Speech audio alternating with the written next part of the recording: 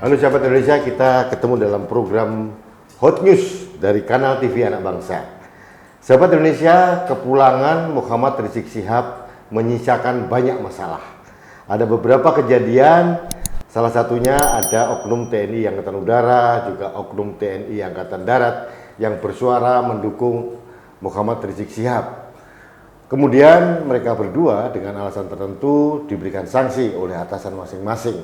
Beberapa hari kemudian ada alumni dari Lemhanas menyoal hal ini karena dianggap sanksi bagi orang-orang yang mendukung Rizik Syihab itu adalah tidak tepat. Nah, ini menimbulkan polemik di publik ya, karena itu ada yang pro dan kontra. Kali ini saya akan membahas masalah surat terbuka yang dibuat oleh Nikolai Aprilindo dari alumni kursus singkat Lemhanas dengan Direktur Kajian Militer dan Hankam dari Lembaga Kajian Anak Bangsa, Marsikal Pertama TNI Purnawirawan Dwi Badarmanto yang kebetulan juga alumni kursus reguler PPRA Lemhanas Angkatan 45. 45? Ya.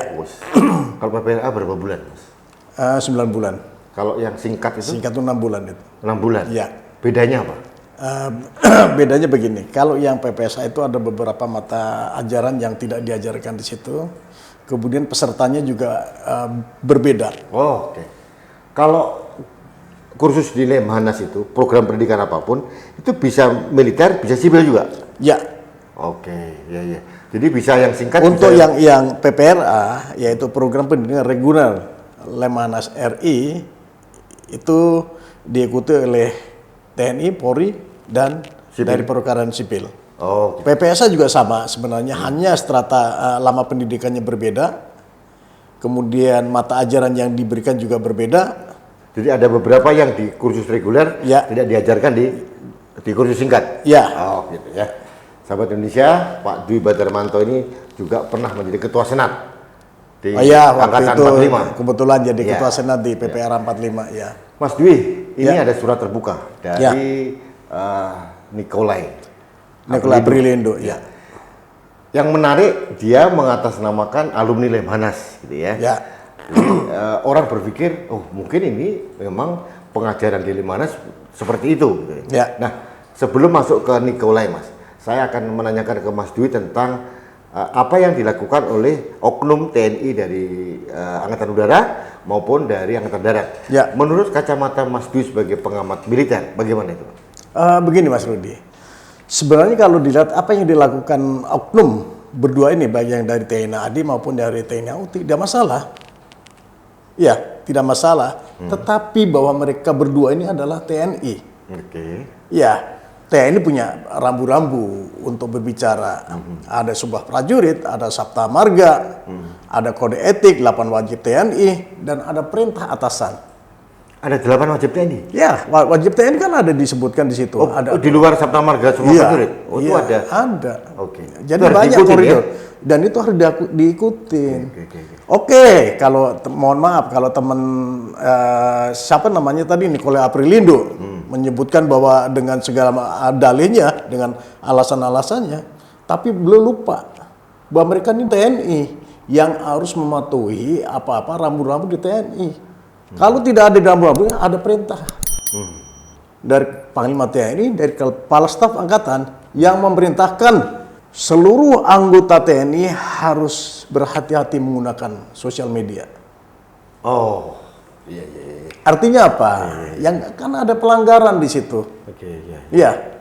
Secara pribadi tidak masalah sebetulnya. Tidak ada masalah, tidak ada masalah. Dia akan karena dia anggota TNI, ada kode etik, ada 8 wajib TNI, ada sabta marga, sebuah prajurit, yang harus diikutin. Dan jangan lupa ada perintah atasan. Perintah atasan. Ya. Dan saya lihat waktu yang di Angkatan Darat itu dalam narasi di video singkatnya seolah-olah dia akan menjemput Rizik Syihab. Gitu. Ya. Padahal perintahnya bukan begitu. Perintahnya adalah mengamankan objek vital. Mengamankan itu. Iya. Ini kesan publik jadi berbeda. Jadi betul. TNI menjemput Rizik Syihab. Ya, padahal mengamankan objek vital itu. Ya, nah, kembali ke suratnya Pak Nikolai ini. Ya. Beliau mengatasnamakan alumni Lemhanas. Dan dengan narasi yang tadi Mas Dwi sampaikan ya, Bagaimana kesan Mas Dwi? Begini Mas, seharusnya beliau berpikir panjang untuk menulis surat terbuka, apalagi mengatasnamakan alumni PPSA angkatan 12 atau berapa sih tahun 2011 ya. Harusnya ini harus dipikir panjang. Kalau memang mau memberikan masukan, kenapa tidak langsung aja? Tidak perlu terbuka begitu? Tidak harus terbuka. Saya yakin bahwa yang bersangkutan punya akses kok teman-teman TNI kok. Kenapa masih harus terbuka? Dia ini bukan TNI Mas ya? Saya tidak tahu pasti siapa dia gitu ya. Oke. Tapi kalau PPSA tidak di situ tidak disebutkan kepangkatan atau jabatan. Tapi siapapun itu, mestinya kan dia punya akses ke teman-temannya waktu PPSA itu. Sampaikan Artinya saja gitu. pemahaman seorang Nikolai mungkin kurang komprehensif ya terhadap penugasan anggota TNI ini. Bisa jadi seperti itu. Atau mungkin dia ada muatan, kepentingan tertentu. Nah, ini yang harus dijaga. Nah, ini implikasinya Mas Dwi, dengan surat yang diterbitkan oleh Nikolai secara terbuka, Ya. itu dukungan dari kelompok yang kebetulan berseberangan dengan pemerintah mengalir deras ini. Nah, Dan yang disasar adalah Panglima TNI, ya, karena dianggap mempersalahkan yang benar dan membenarkan yang salah. Ya. Seperti narasi dari Nikolai. ya. Menurut Mas Dwi gimana? Itulah. Itu karena mohon maaf ya, ketidakwaspadaan atau tidak dewasaan seorang Nikolai Apriliando ini sehingga terjadi seperti ini. Coba misalnya, oke ada kejadian seperti itu, kirim bersurat, punya WA kok, bisa melaporkan ke temannya yang ada di TNI sehingga bisa disampaikan kepada pimpinan. Karena kalau pernah menjadi peserta kursus di Lemhanas biasanya kan punya Akses lah, banyak teman-teman yang bisa dihubungi dan bisa sampaikan kepada pimpinan TNI. Tapi jangan salah, jangan hanya dilihat dia si yang bersangkutan warga negara. Iya, Mas Dwi melihat seperti apa? saya melihatnya tidak pas. Oh, oke. Tidak pas. Atau mungkin ada Kalau saya menyikapi di dalam suratnya Aprilindo, surat terbuka yang disampaikan saudara Aprilindo ini menyebutkan bahwa jangan disamakan dengan Pangsar Jenderal Sudirman. Oh, nggak relevan. Berbeda, tidak relevan Mas. Iya. Dia kan menyamakan bahwa dulu TNI anunya Pak Pangsar Jenderal Sudirman, sementara Jenderal Sudirman juga Ustadz. Bukan itu konteksnya gitu Sangat loh. tidak relevan ya. Nggak relevan Mas. Jenderal Sudirman mungkin seorang ulama juga, Ya. seorang guru juga, tapi dia membela negara, Ya, penguatan negara, ya. dan pro dengan pemerintah. Ya. Oke. Agak berbeda kasusnya. Beda Mas, tidak boleh disamakan seperti Iya, itu iya, gitu loh.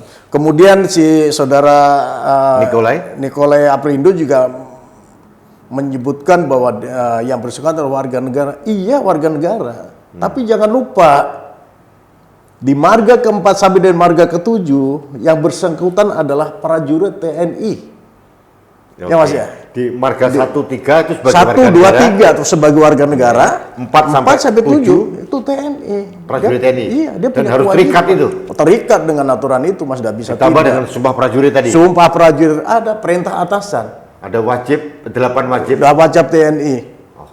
Tidak bisa. Jadi banyak koridor yang mestinya bisa dijadikan acuan saudara Aprilianto ini untuk menulis surat terbuka.